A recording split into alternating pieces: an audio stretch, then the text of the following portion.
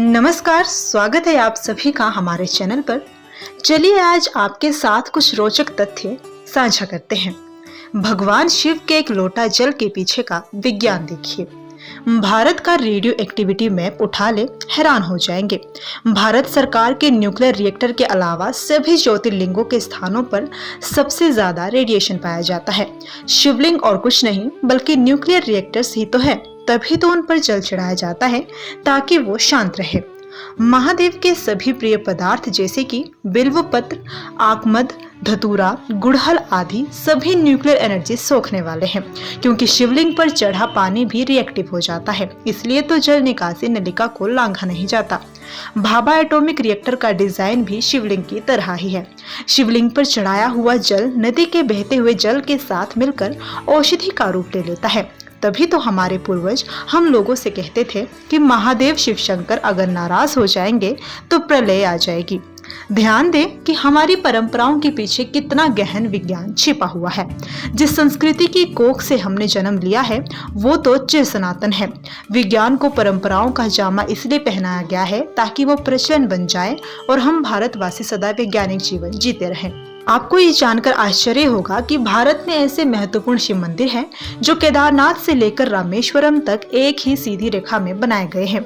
आश्चर्य है कि हमारे पूर्वजों के पास ऐसा कैसा विज्ञान और तकनीक था जिसे हम आज तक समझ ही नहीं पाए।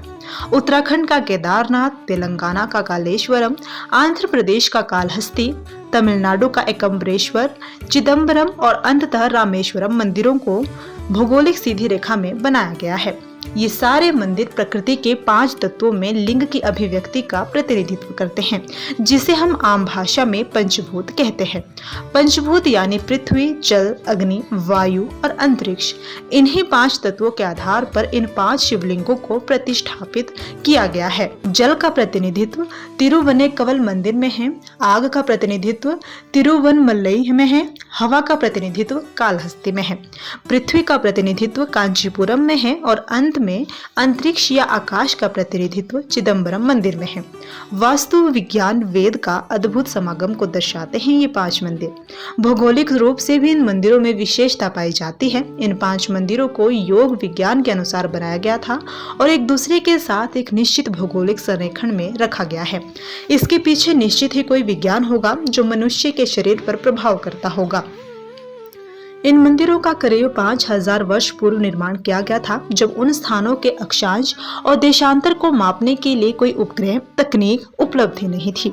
तो फिर कैसे इतने सटीक रूप से 5 मंदिरों को प्रतिष्ठापित किया गया था? इसका उत्तर भगवान ही जाने।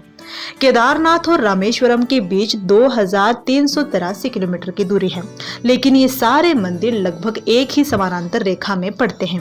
आखिर हजारों वर्ष पूर्व किस तकनीक का उपयोग कर इन मंदिरों को समानांतर रेखा में बनाया गया है, ये आज तक रहस्य ही है।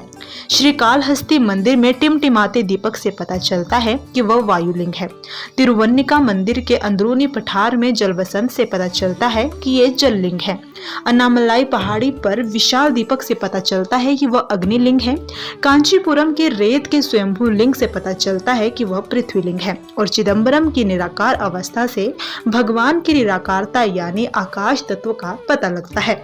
अब यह आश्चर्य की बात नहीं तो और क्या है कि ब्रह्मांड के 5 तत्वों का प्रतिनिधित्व करने वाले 5 लिंगों को एक समान रेखा में सदियों पूर्व ही प्रतिष्ठापित किया गया है।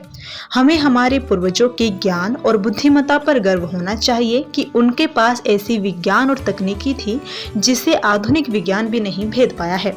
माना जाता है कि केवल ये 5 मंदिर ही नहीं बल्कि इसी रेखा में अनेक मंदिर होंगे जो केदारनाथ से रामेश्वरम तक सीधी रेखा में पड़ते हैं। इस रेखा को शिव शक्ति अक्ष रेखा भी कहा जाता है। संभवतः ये सारे मंदिर कैलाश को ध्यान में रखते हुए बनाए गए हों। उत्तर शिव जी ही जाने। कमाल की बात है, महाकाल से शिव ज्योतिर्लिंगों के बीच कैसा संबंध है। उज्जैन से शेष ज्योतिर्लिंगों की दूरी भी है रोचक। उज्जैन से सोमनाथ 777 किलोमीटर, उज्जैन से ओंकारेश्वर 111 किलोमीटर, उज्जैन से भीमाशंकर 666 किलोमीटर, उज्जैन से काशी विश्वनाथ 999 किलोमीटर, उज्जैन से मल्लिकार्जुन 999 किलोमीटर, उज्जैन से केदारनाथ 888 किलोमीटर, उज्जैन से त्र्यंबकेश्वर 555 किलोमीटर, उज्जैन से बैजनाथ 999 किलोमीटर, उज्जैन से रामेश्वरम 1999 किलोमीटर, उज्जैन से घृणेश्वर 555 किलोमीटर है। हिंदू धर्म में कुछ भी बिना कारण के नहीं होता था। उज्जैन पृथ्वी का केंद्र माना जाता है, जो सनातन धर्म में हजारों सालों से मानते आ रहे हैं।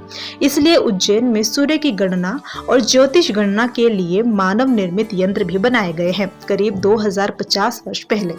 और जब करीब 100 साल पहले पृथ्वी पर काल्पनिक रेखा यानी कर्क रेखा अंग्रेज वैज्ञानिक द्वारा बनाई गई, तो उनका मध्य भाग उज्जैन ही निकला। आज भी वैज्ञानिक उज्जैन ही आते हैं सूर्य और अंतरिक्ष की जानकारी के लिए। कैसी लगी आपको ये जानकारी, आप हमें कमेंट बॉक्स में जरूर बताएं। और ऐसे ही और जानकारी के लिए हमारे चैनल के साथ जुड़े, हमारे चैनल को लाइक, शेयर और सब्सक्राइब जरूर करें। धन्यवाद।